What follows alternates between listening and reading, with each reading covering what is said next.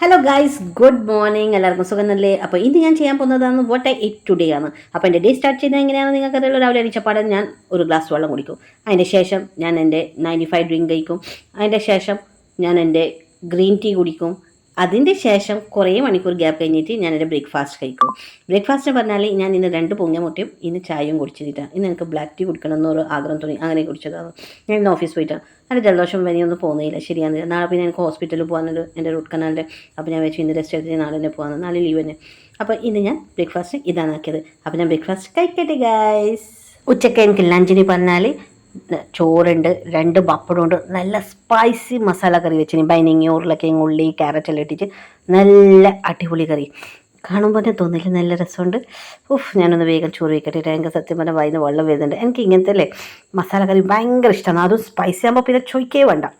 വൈകുന്നേരം ചായക്ക് ഞാൻ പച്ച ചക്കലി ഉണ്ടാകുന്നില്ലേ, ചക്കലി എന്ന് എന്ത് പറയില്ലേ, പച്ച ചക്കലി എന്നല്ലേ, ഈ പച്ച കളറിലെ ചക്കലി കഴിച്ചത്. ഇപ്പോൾ ഇത് ചായ ഒന്നും കുടിച്ചിട്ട് ചൂടുവെള്ളമാണ് കുടിച്ചത്.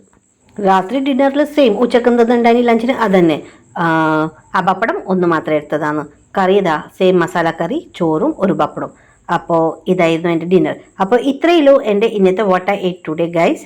അപ്പോൾ okay then bye, take care, good night, ശുഭരാത്രി.